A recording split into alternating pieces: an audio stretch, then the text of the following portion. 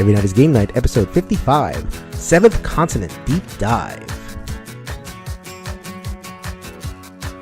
Yo, my peoples, what's up? Welcome back to Every Night is Game Night. Yes, that is me, Jason, that is on the intro today. Unfortunately, Anthony cannot make the episode. We are doing this on an emergency basis because we have episodes. If you guys follow our Twitter feed and all that BGA stuff, you know we were going to do AJ Porfirio and Hostage Negotiator. We still have that in the can. You're going to get that next week, but we wanted to get this Seventh Continent review in before the Kickstarter ended. We want people who are on the fence, and there's not a lot of you because it's a $2 million project at this point, but I still see people that are on the fence. Should I back this? Should I back that? Should I back the other thing? So we're going to get some stuff out to you right away. Fortunately, Anthony had some family commitments, but I put the bat signal. A giant 7 went into the air, and I got two really, really good buddies from the solo community, from the BGG community. They have answered the call and they're here to help me out. So first up, we have Zach Homrighaus. He is a BGG player, and he wrote a really, really good, thoughtful text review on BGG, probably the best that is listed on the site right now. Welcome, Zach, to the show. Thanks for having me. I'm happy to be here. And in the blue corner, we have a game designer. He is the designer of Salvation Road. He is also a podcaster. He is the co-host of Co-op Cast, which is a bi-weekly podcast about cooperative games. Welcome to the show, Peter Gousis. Hey, thanks for having me. I actually feel bad I bumped AJ. He's the publisher for Salvation Road. So I gotta buy him a present next week. Oh my God, I didn't make that link until right now. Oh man, he's going to be mad at you. No more royalty checks for you. Yeah, no, I definitely got to stay on his good side. That's for sure. You know what? We're going to make it up to AJ by dropping the fact that you are the designer of Salvation Road, which is a pretty excellent post-apocalyptic cooperative game. Go buy it so that Peter can get on AJ's good side. Yes, I would definitely appreciate that. Thank you. So, we are here to discuss Seventh Continent. That is the only game we're going to discuss today. We are going to break it down from all angles, as hopefully you guys have gotten used to with our deep dive format. We tried this first with First Martians. We dabbled in it with Sword and Sorcery, and I feel like this game really demands just like some real good, thorough attention. So before we get into the real deep dives, I just want to kind of set the scene and describe what this game is. So I'm going to quote the Kickstarter page here. Seventh Continent is a cooperative game of adventure, exploration, and survival. So great. That sounds all great, but I think people are seeing cooperative and adventure and assuming what they know what it is. On a sense, because there's a ton of them. There's a ton of cooperative adventure games, especially at that price point, that $100 plus price point, which if you get the game and the expansion, you're in for some cost. So I think people are saying, okay, is it like Gloomhaven? Is it like Gloom of Kilforth, which is also on also on Kickstarter right now? And they're saying, okay, which should I back? Which should I back? So what do you, before I kind of go into my spiel, like what do you guys how would you guys situate this game given that overall kind of description? Well, this is Zach. I'll jump in. I feel like the word of those that they use in the description that fits it the best is exploration. There's certainly survival, and we'll talk about mechanically how that works, but most of what you're doing, and for me, the real payoff is exploring this continent that they've created and kind of walking around, checking out different areas. The map unfolds as you move around. And to me, that's really the exciting thing. There's adventure, there's survival, but it's really an exploration game, in my opinion. And Peter, I don't know if you agree with that, but that's what I took away from it. Yeah, I actually totally agree with you on that one. Not only exploring by searching other tiles, but even when you're on a tile, you can explore things on the tile that you're on. Because I think when you say adventure game, a lot of times you think of rolling a lot of dice, fighting things off. You're doing some of that in the game, but most of it is about uncovering new tiles and new land and trying to figure out, it's, I guess to some degree, a mystery game too, right? You're trying to solve this mystery. Mm-hmm. Right. Yeah, and I think you really hit it, Peter. Like the thing about this game is that there's no combat. Like there is, you see a monster and it goes blah, but it's at its heart kind of a skill check game. So I think me and Zach were talking about this before via email. I think you said, Zach, that it more reminded you of Mansions of Madness in the sense of like a lot of skill checks. So, I mean, there's combat, but the combat is basically a brawn skill check. It's not really combat. Like when you have a combat game, it's usually kind of a separate mechanism. Like even in Mansions of Madness 2nd Edition or some of the Arkham games, the combat works differently. Like you're rolling and there's like health and all that kind of stuff. Here, it's all skill checks. So you're in for an exploration experience. You're in for, I think, narrative. I want to avoid the word storytelling. I don't feel like that word really captures what it is. Storytelling kind of seems to me like, oh, I'm telling you a story right now. I really feel like the game isn't telling me a story. The game is immersing me in a story. So I am that person. I'm not just like on a bed getting read to. I'm in that headspace. I'm in the jungle. At least that's what the game is going for. So that's what you're in for here. I mean, I really want to underscore that point. So like when I see a post that says Gluma Killforth is out and Seventh Continent is out, which one should I back? For cost, yeah, that's a valid question. But in terms of gameplay experience, they're really different. Well, Jason, I just wanted to jump in. I think the other thing that people are seeing a lot on the Kickstarter page and in BGG forums and Reddit and wherever else is the inspiration for this game is choose your own adventure novels from the fighting fantasy novels that were out back in the 80s and 90s, I think. So a lot of people are expecting this really deep, immersive story because those are obviously books. That's all they do is tell a story. And so I think you're right to key in on that there is certainly some narrative that's taking place, but it's not from some overarching story with beats that you have to go and get through different sections. Now, we'll talk mechanically, I think, later about how the curses work, but I think if we think about it more of an exploration game and less as that, like you said, the story that takes you from plot point A, plot point B, plot point C, right? I think that sets people at the right expectation. Cool. Yeah, that's definitely right. That's what I'm trying to get at. Like when you hear story, you think Act 1, Act 2, Act 3. Hard to even call it like a story arc. It's just you're in it. Right. How do you turn that into like a point A to point B story? But anyway, that's enough for the context of it.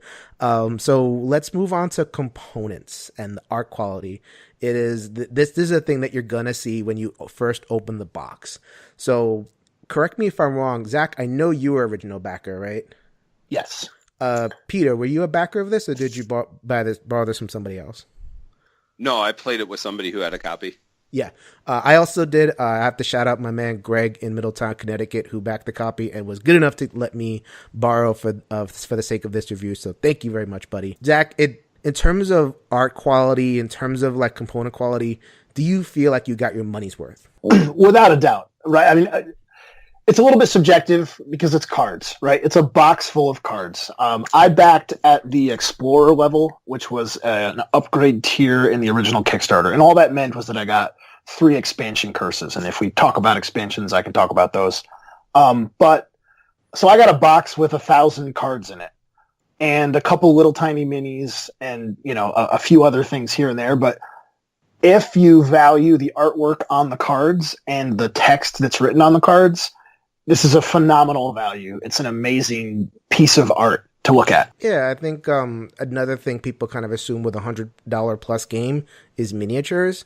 In fact, I'm having a hard time thinking of a game that is at this price point, especially with the expansion, that doesn't have miniatures.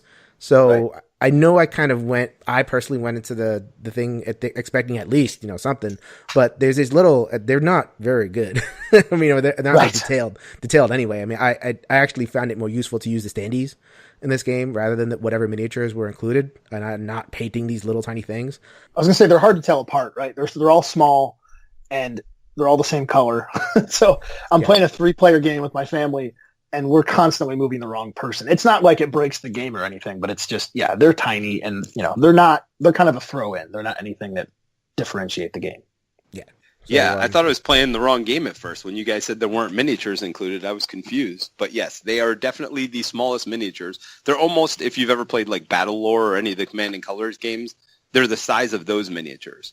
So they're definitely miniatures in there, or at least in the version that I played. But you're right, the quality's not good. It's hard to tell them apart. Although I'm going to argue, I guess, in a little bit that it doesn't really matter whose miniature is what, because I think a lot of times you're going to be together. So that part doesn't matter as much to me, as long as you have some way of denoting who's who. Oh yeah, definitely. Okay, cool. So the art and the, you were alluding before, like, the card out is like super important. I think that transitions us pretty nicely to talking a little bit about the theme of the game and like the mood that the game tries to set. I think we talked about it before, but I just wanted to make sure we hit all the points about, like, this game is going, at the end of the day, it's going for a feeling. Like a lot of games, like all games go for feelings, but mostly the games that go for feelings, like, success, rousing victory and feeling powerful and all that kind of stuff. But what did you guys think in terms of like the way that the game made either you feel or your groups feel or anything like that? Well, for my group, this is Zach, what we really enjoyed, for me, this is Indiana Jones and Robinson Crusoe. That's what this game is for me. It's the early 1900s. You're out, and I guess that's not when Indiana Jones was doing his thing, but it's that kind of feel. You're out in the jungle or you're in the desert. It feels like you're having, now this is back to a different word from the beginning, it feels like you're having an adventure. You're exploring, but it's not just this hopeless, I'm going to die if I don't figure out a way to build this or get out. But it's really more of a purposeful adventure. You're out trying to find something. You're on a quest. You've got the tools that you need, but it's challenging and you have to kind of work your way through. There's a lot of tension in the way the game actually plays out. With my group, it's a little less so as in a solo game, but with my group, we're sweating some of these skill checks and really debating how many cards we need to draw. It really gives a good positive feeling. But you also can take your time with it, right? It's unlike a lot of games. It doesn't have a timer or a hard, fast timer. So you can sort of explore and take your time and check things out, which I don't see in a lot of other games that I play. A lot of them are very much, there's 8 rounds. You have to make every move super efficient. And I appreciate how that was different in this game. To me, it actually feels a lot like Jurassic Park or Jurassic World. Not that there are dinosaurs running out around everywhere, but around every corner, there is literally something that wants to kill you. And so that's the one thing I said about this game. It's like, where's I explore and I see, friendly natives coming to tell me hello and give me some food. No, this is basically a cursed land where everything on there is out to destroy you. There's always something bad coming around you at every turn. That's the one thing you can count on. And as far as a timer goes, there isn't a hard, fast timer, and I guess we'll get into this in mechanics. But the timer is actually really clever. It's that life point deck. It's that deck of cards you're drawing for is the timer for the game. Now, you can extend that in certain ways by feeding yourself and other things, but it really is a clever mechanism for timing the game. So I have 2 mechanics guys on the call, so I have held them back long enough. Let's get to some of the mechanics, because it really, like, I definitely wanted to kind of set the scene and, really get the message across that the theme and the way this game makes you feel is just very different from what a lot of other games do. But at the end of the day, it needs mechanisms to drive this point home. So I want to talk about the mechanisms in kind of 2 phases. And Peter led us off into nicely, talking about the player character mechanism. So as he said, there is an action deck, and it's just, stack of cards, and it's 40 to 45 cards big. It's not like a huge stack or anything like that. And it's your life points. So you think Pathfinder adventure card game, only like, so each of those characters has their deck, and their deck is their life. And if you run out of cards, then you die. In this game, it's a party thing. So the party has however many 40 or 45 cards. And not only is the deck represent your life, the deck it does a bunch of stuff. So, as both Peter and Zach were alluding to, not only is it your life points, the deck also drives your skill checks. So as you're moving around the land, you're doing a lot of stuff. And where in other games you have your stats and you're checking against your stats, like your will and your fortitude and your intellect and all that kind of stuff. In this game, there's no real stats, but you could do basically anything. Like, You can climb, you can heal, you can dig, you can make a fire, you can think. Yes, thinking is a possible action. But, and that's kind of like a thematic way of representing a very basic mechanism, which is to basically, whenever you have to make one of these checks, you flip a card, or you flip a number of cards based on what the challenge is. So easier challenge, you only have to flip 1 or 2 cards. For a harder challenge, you have to flip multiple cards, and the cards have stars on them. So you have to match the number of stars you get to the challenge. So like if a challenge has you flip a card, but you have to get 2 stars, you have to somehow find a way to either get lucky or to have some sort of way of generating successes. Like, if you're trying to build a fire, obviously if you have like an item that's like a flint and stone or whatever, that makes it a little bit easier. Otherwise, you're pull from the deck and hope for the best.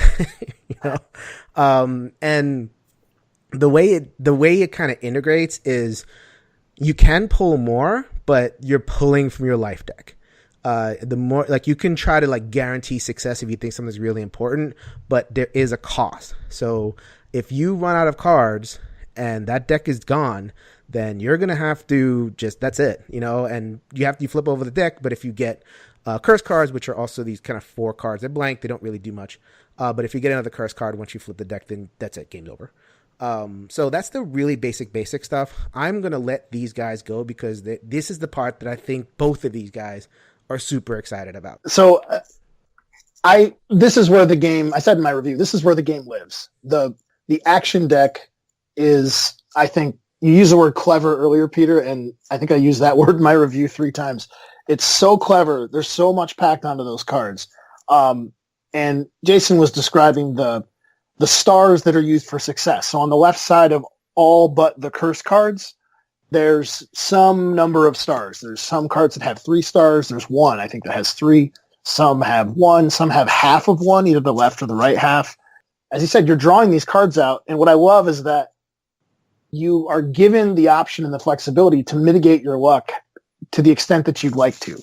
And just by itself, I think that's pretty clever. But when that gets kind of laid over and multiplied by all of the effects on those cards once they come into your hand or once you use them in your inventory, and we can talk about that now or later, but go for it, man. It's great. So let me finish off the drawing thing. Once you draw those cards, anytime you're trying to pass a skill check or take an action, you have the option to take one of the cards that you drew and add it to your hand. And there's a hand size limit. And so, a lot of games have this, right? In the solo game, you can have 5 cards in your hand. But those cards, not talking about the left side where the stars are, those cards have a lot of variation. Some of them, if they stay in your hand, they give you some ongoing effect. Like while this is in your hand, you get a +1 success for a fishing action, for instance. And so if your character is somebody that's good at exploring or good at healing, you can have these cards that stay in your hand. A lot of the cards, though, are they're called ideas, I think, initially, but they're basically items that you have the idea for, which you can then build if you want. You can craft them into items. Those items, much like the cards I was describing that sit in your hand and give you ongoing effects, these items can help you do things. So the obvious, kind of the easy ones are like a bow and arrow, helps you with hunting. It helps you with fighting. But there's these dice that you use to count the number of uses that an item has. And so those don't last forever. So you can't just have a bow and arrow for the rest of the game. You've got to be thoughtful about how you use them. The cards are amazing, in my opinion, in that they give you so much flexibility. You can use them to pass skill checks. You can use them as items. But everything that's in your hand and used as an item is not in your life deck. So you have this constant pull, this constant balance you're trying to strike between, I want to make my character awesome and have all of these abilities, but that means I have a really thin life deck to play with. And to me, that tension was really, especially in a solo game, was really what sold it for me. It let me just keep playing and playing and playing and trying to tease things out. And Peter, I know you enjoyed this part of the game as well. I'm not sure what your impressions were. Yeah, no, it's very clever how every card has the item on it as well. You're going to need it for stars, but you're also going to... I like how they've done it in one deck. They've really simplified the mechanics. The one thing I kind of laughed at was when somebody handed me a player aid, it has all these symbols on it, right? And I'm trying to read them all. I'm like, this is the most confusing game ever. Come to find out, it just tells you what the symbols are. So if you see walking feet, it's like, that's walking. So, I mean, really, you don't have to worry about it anytime unless you're doing a walking check. Then you look for items that give you boosts to the walking check. So, for example, it may say when you're doing a walking check, you can draw one less card and you need one less star. So, again, since the life deck is what is the timer for the game, obviously drawing less cards is always important, but you also still need a certain number of stars to pass the test. So items help you out in that way. They let you draw less cards so you're holding on to more of that life. And I really think it's a very clever mechanic. I really think it's a good way of doing this. And I love that your life is also these items and things and these ideas that you build. Plus, I think every character has, 4 cards that you add to that deck? Yeah, they have 5. 5 that are personalized to them. And that is where the characters really feel different and unique to me. These 5 cards that they have, it only works for them. So if someone else draws it, they can't use that specific card. But it really gives them a unique flair that each of those characters. You just hope nobody else draws it when they're doing their skill checks. Right. Yeah, one of the things that I like about it as well, that inventory system to me is really genius. And I don't think we've talked about it yet.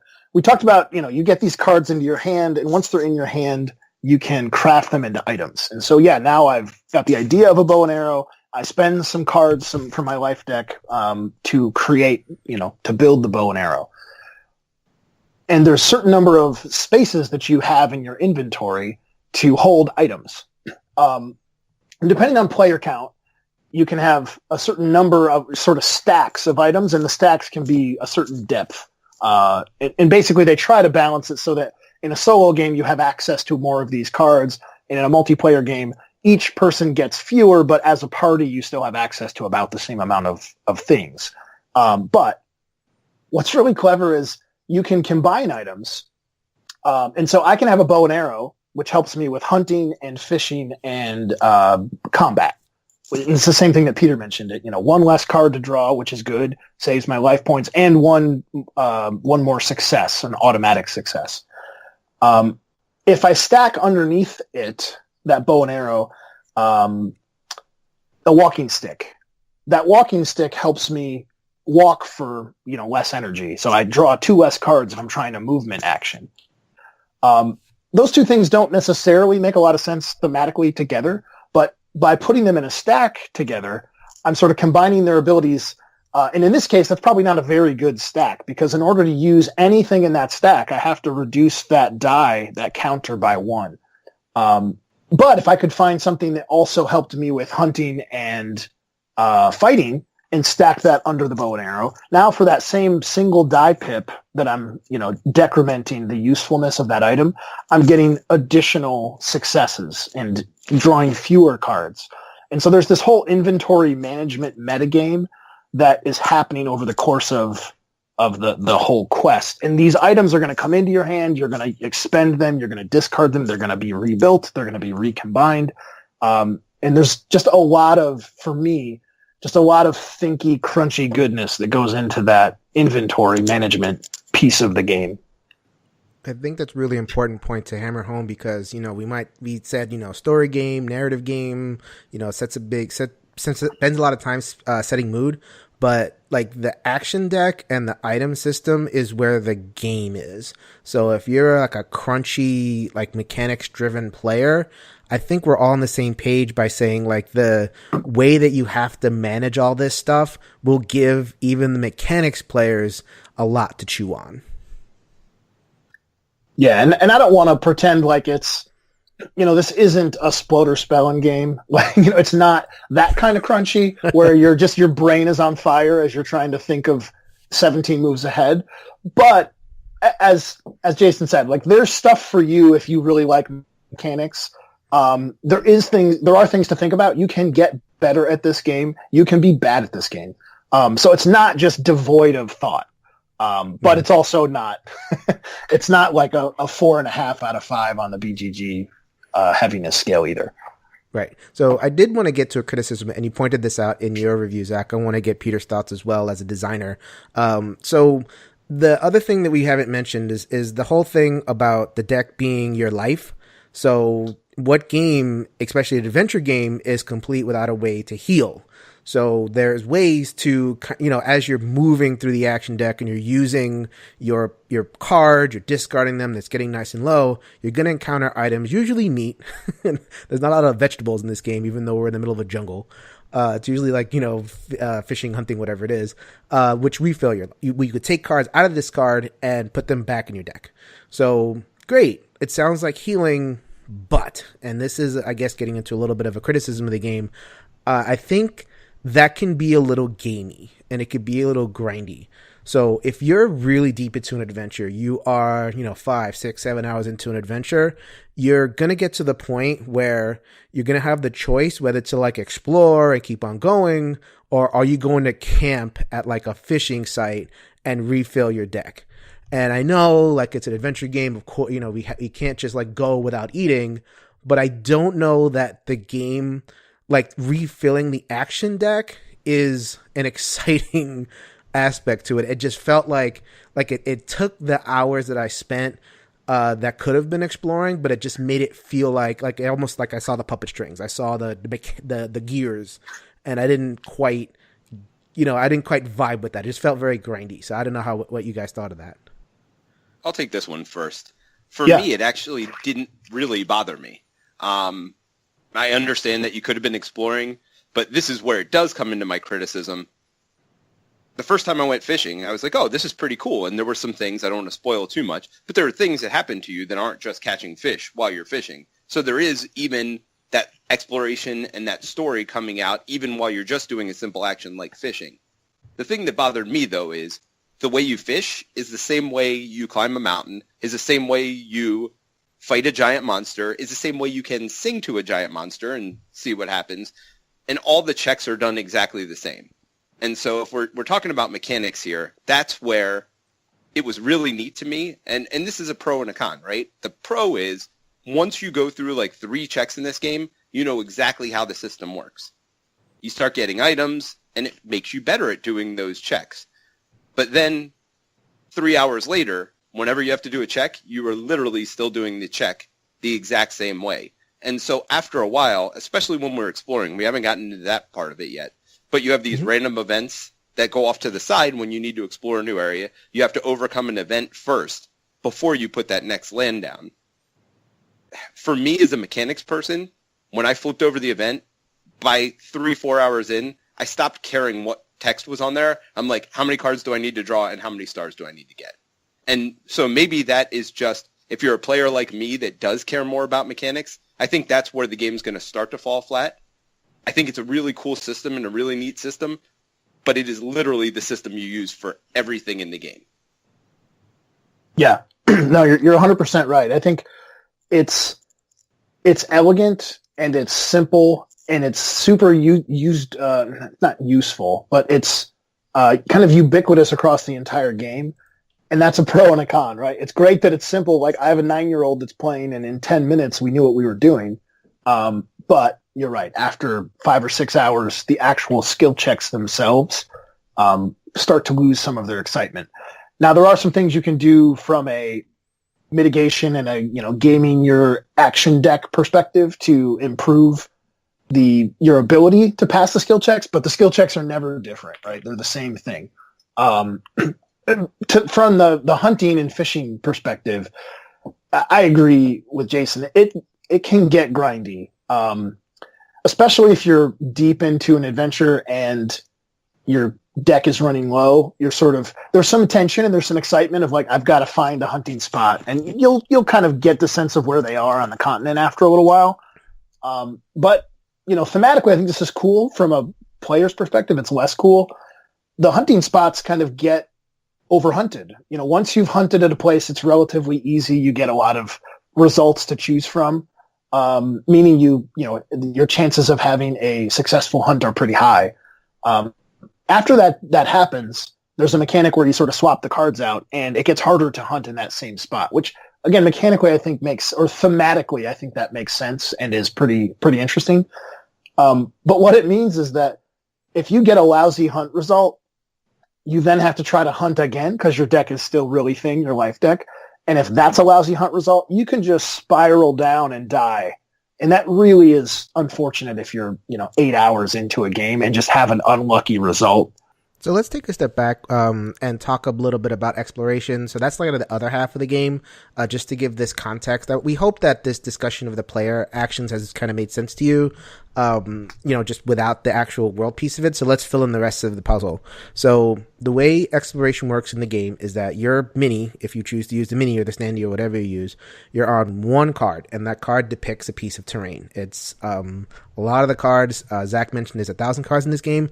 Many of them depict terrain. You're on a mountain, you're on a plain, you're in a forest, or whatever it is. And you basically start on that one little card. So when you want to explore, usually you're moving orthogonally and there's like arrows pointing out where you can go. You can trigger an event. So the terrain cards, from game to game or even from scenario to scenario, they're kind of static. Like you can get different versions of them, like the green or the gold. There's different versions of the same terrain, but they're pretty static. Like you can get to know this island with enough plays. But the variability of the game, I know people mention about replayability, comes in the events. So you explore an area, you flip it over, an event happens, and those are randomized. So you can find a nest of bees. You can maybe even find something good. I know Peter was mentioning that this place is out to kill you. It is possible. I have found good stuff. Not much, but it's definitely, most of it is kind of bad, but in an interesting way. Sometimes you might even find like a visual puzzle, and I think that's where also the game, like mechanically, kind of tries to get you literally your mind and your eyes into this world. Is sometimes you uncover an event and you have to look at it, and you're challenged to say, okay, is there a visual clue on this card that will allow me a little bit of knowledge in order to get me going in the right direction. So how did you guys feel about how they integrated the actual exploration with the visuals, with the, do you feel like there's enough replayability and variability, all that kind of stuff? So Peter, as a designer, I want to hear your thoughts on this. So why don't you take this one first? So I really like the graphic design. I love the visual of the map tiles themselves. I love how if you are looking for something, if you look at the picture of it, you can see that it's on there. So that maybe there's a forest there. In a forest, there's going to be wood as one of the resources. So that's the other thing we didn't really touch on too much, but there are resources that go with each tile, and they'll help you build some of those ideas you have. So if you're in a forest, it'll be easier to build a walking stick, for example, because there's lumber all around. It makes sense. I love how they integrated the graphic design with the design itself. Now, there is that aspect you were talking about. Sometimes you'll have to look at the picture for clues. Sometimes there'll be a little number somewhere, and if you see that number, that means you can pull that card out. It's usually another map tile that looks exactly like the first one, except there'll be a little something you found there. And I like that aspect on one half, and I don't like it on the other half. So this reminded me a lot of, I don't know if you guys have ever played the Unlock games. Yes. No, I have not. Okay, so they're escape room games, and sometimes you have visual puzzles. And it's really neat for me to go in and look at this card very closely to find out if I can see any of these visual puzzles. The frustrating part in Unlock, and I think it might happen here as well, is if you don't see that visual clue, you might miss something in the game. And unlike escape room games, which have a hint system, in this game, there isn't really a hint system. If you miss something, you just miss it. So, I mean, full disclosure here, the first time we played, nobody looked on the back of the original card you get that tells you about the curse to see that there was a map. Yes, to see that there was a map on the back of the card. When I wrote up my review on BGG, people were like, what do you mean you didn't know where you're going? There's a map on the back. And sure enough, look, there's a map on the back. But nobody flipped the card over to see that. So, I mean, you could see where that would be a frustrating experience. I've literally played this game for 6 hours, and I got no closer to figuring out any of the clues because I was going in completely the wrong direction. And so you can, I think, get in a situation where you're going the wrong way, and there's not really a lot of ways the game can help you get back on track. Yeah, I think that's fair. For me, I think I said that the action deck is kind of where this game lives. That's probably unfair because I think it also lives here. The exploration cards, are really what provide the narrative.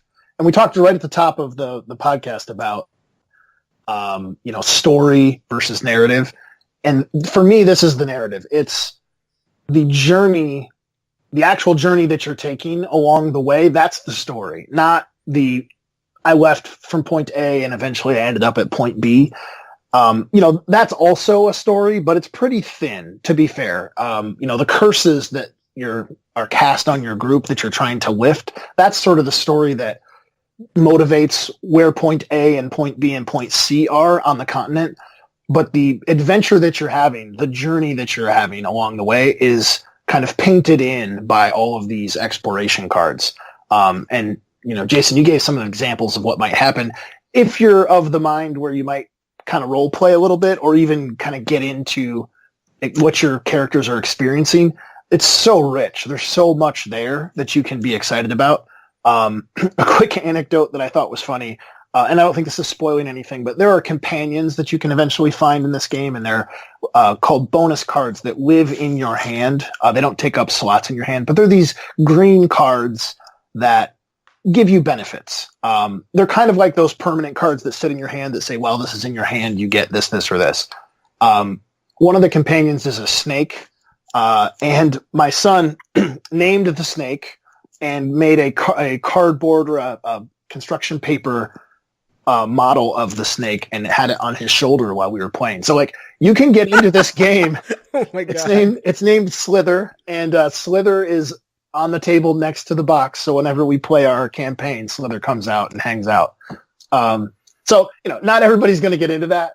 It never occurred to me to create a real life-size snake to put on my shoulder. But anyway, it's there if you're the kind of person or if you're playing with people that get into it. There's enough for you to clamp onto and enjoy.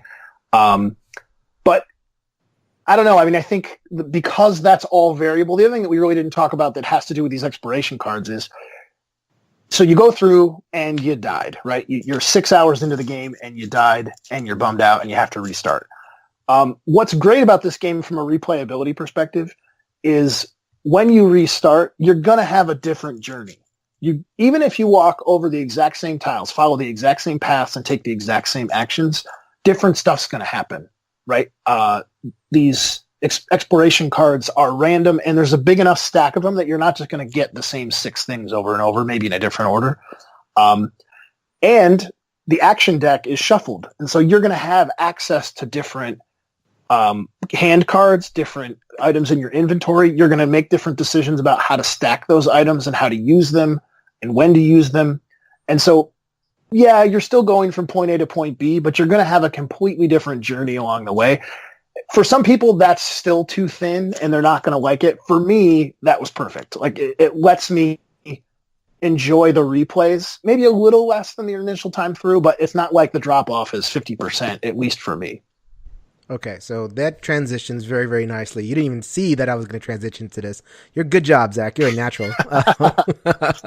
So just the scenarios. So this game's a scenario-based game, and I believe, 3 scenarios in a base-based game, and then there's expansion content. Tell me if I'm wrong. Yeah, I think there were 3, and then there was a stretch goal that was added. So the base box comes with 4 they're called curses. Yeah, so they're called curses, and they're called curses because it's a certain type of curse. And you're really going through the same land, but kind of in a different way through different events happen and all that kind of stuff.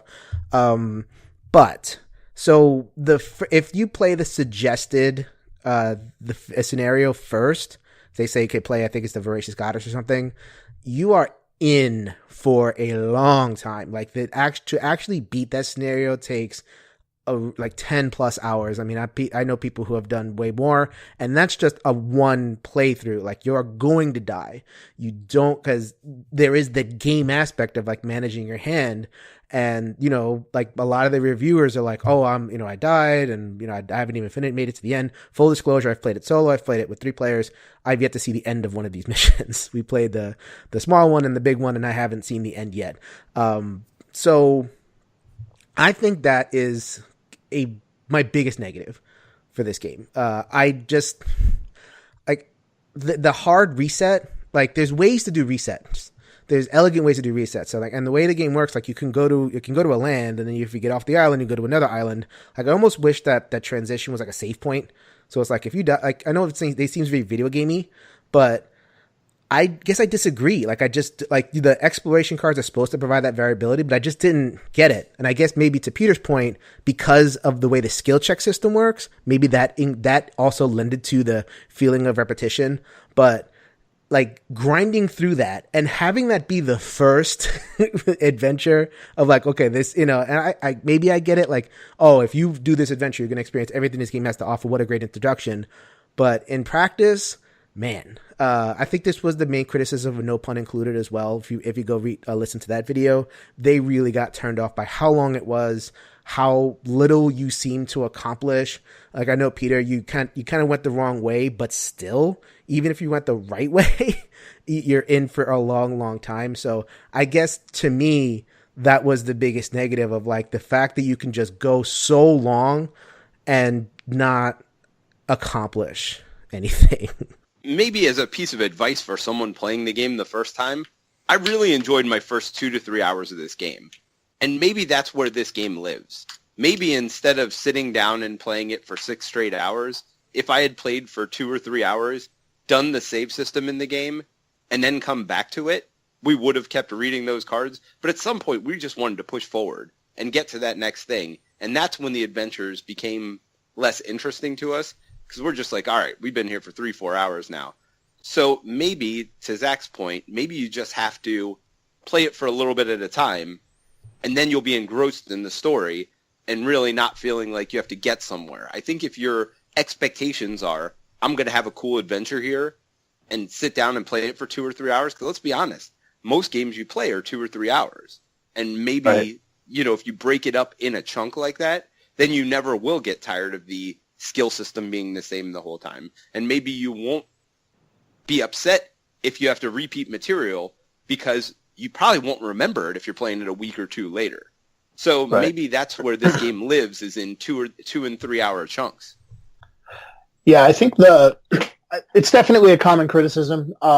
For full disclosure, it took me about 50 hours of playing the game before I beat the Voracious Goddess.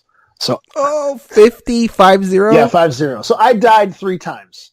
And the first time I was probably 3.5, 4 hours in. I didn't really have any sense for how to replenish my deck. I learned. The second time I got a good deal further.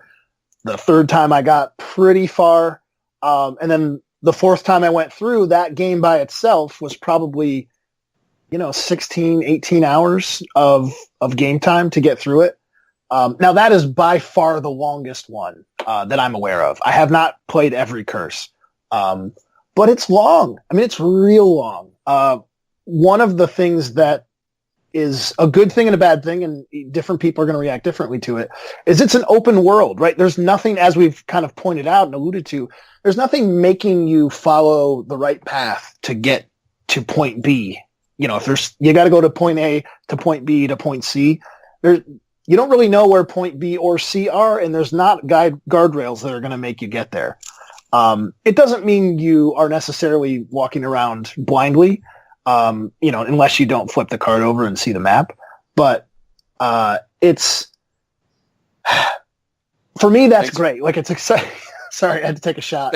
Thanks for rubbing that in, by the way. No problem. But for me, so one way you can look at that is like, man, that's a really long amount of playtime. I would never want to pick it back up if I'm 8 hours in and die and have to start from scratch. Another way to look at that is, if you've ever played the game Myst, or, any kind of big open world video game, it's not uncommon at all to spend that kind of time in the world. So if you really get engrossed in it and you really enjoy it, the fact that you can play it for 50 or 60, or I'm probably up to 100 hours in this game at this point, between that curse run, the one I'm playing with my family, and then another different solo game, I can't name another game on my shelf that I've got 100 hours in, or even half that. So, if you like it, if you get into it and you kind of get sucked in, the value is immense. but in video games there are save points. Yes. Like, and modern video games, like, you know, back in my day, the ancient days of cartridges, you had to go to a save point. Like, it was like, oh my God. Right. Nowadays it's auto saving. So like when you die, you just like pick up where you left off. In this game, you do a hard reset. Yep. And like, so that there's two aspects to it. And I actually kind of want to echo, if you listen to Peter's, a podcast is called Co-op Cast. He has a design discussion section where he talks about like does a little bit of a deeper analysis of a mechanical part of the game. So I wanted to just have a little miniature one here. I know we're bumping up on time, but I'm curious to know. So like, how hard should these narrative games be? So, you know, I understand like a thematic game being hard, like Ghost Stories is a thematic game and it's like the super hard, you can barely beat it or whatever. That's fine. But it's a short thing. But when you're in a narrative and you're in a story and you're there to kind of experience the story, and then, but you're challenged to manage this action deck, and it's pretty challenging. You have to, you know, go through it a couple times and get familiar with how you can refill it and all that kind of stuff. While you're doing that, you also have to do these hard resets of a game. And I just found that really draining, really like dispiriting. So I understand like you liked going through the game again. I just didn't. I hated, you know, going through so long and then, you know, having like thinking I'm playing pretty well and failing and having to the game being difficult enough for me to do that and having to go all the way back. The game kind of punishing me for that. So I don't know what you think about that, Peter. Like, you know, how like should a game like this be that challenging? So there are two aspects of this to me. First aspect is your first playthrough. Really, that's all you have as a designer to grab somebody is that first playthrough. If they have a bad experience their first time, they're not going to play the game again. So right. You should design your first quest. You know, there are so many games that come out every day now. People go, oh, well, it's a game you can learn and get better at. And that's true. And that should be in games. Absolutely. But that first experience still has to be fun while you're learning. And so that's part of it. The second part of it, when you talk about difficulty in these games, I'll be honest, I cheat. And this is true for Gloomhaven. This is true for a lot of games. Like, if we die, I'm not replaying that mission in Gloomhaven. We're going to, like, okay, you get 2 life back, and we'll take some kind of penalty, like lose some gold or something. Like, I'm not replaying missions in a lot of stuff. Time Stories, same thing. Like, I know they say to reset after a certain amount of time. Not at this point anymore. You know, after I've played enough missions, I'm like, okay, we're just going to keep going and see how long it takes us to get through this mission. So for me, I'd rather set it on easy difficulty if it's a story game like this.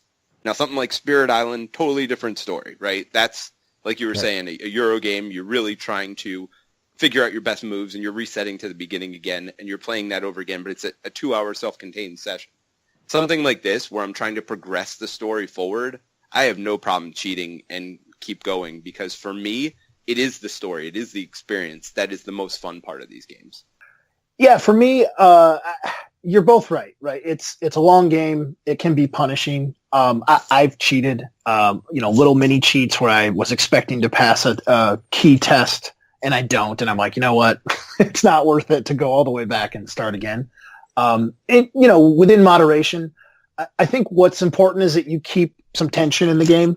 If you're just walking around and passing checks and not drawing cards, I'm not suggesting that either of you did that, then it can still be fun, right? It's your game. You play it how you want. But I think that tension is important. But to everybody's point, there's a lot of people that have had complaints about this and don't like it. It's too hard. And the designers in the new Kickstarter that's out right now have included in the as a stretch goal and it's called immortal mode. So they heard everybody's the chorus of boos and have included, and I don't know how it works. They haven't given a lot of detail, but there's a card that you carry with your party, and when you die, through the normal circumstances, you draw a card, and it essentially, I think, it penalizes you. It maybe warps you to a different part of the island. So there's a price to pay for losing your deck, but you don't reset and start from the beginning. and I guess that's at the end of the day what I was trying to get at was the designers, like this game should be for everybody. It's a huge game, and a lot of different people are going to play this game. There's people that don't mind dying and don't mind resetting and all that kind of stuff, and there's people that want to play the story and they just they want to kind of experience it.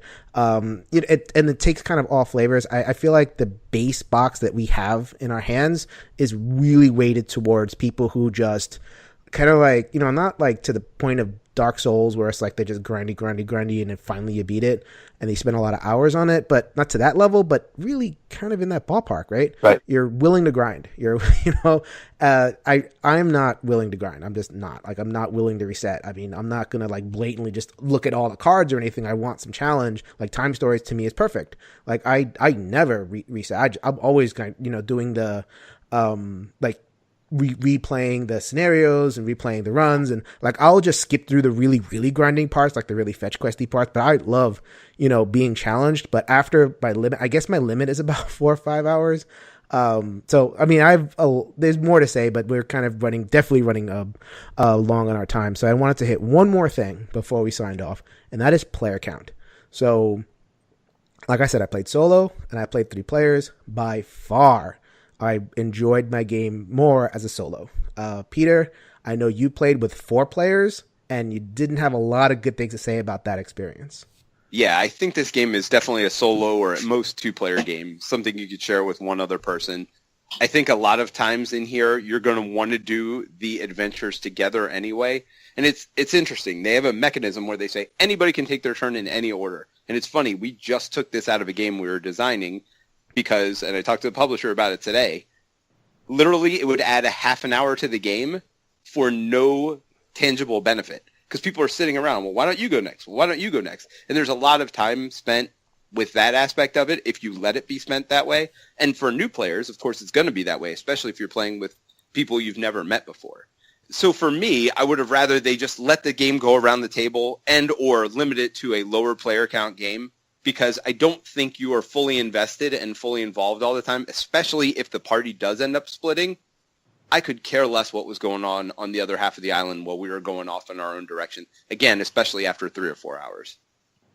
Yeah, I've played it mostly solo, and I think it shines solo. I'm playing 3-player with my wife and my son, and we're enjoying it. We're having fun. But it's, the 2 hours that I spend playing a session with them, we're getting less done than if I played it solo, which I guess is kind of normal, but it still works for us.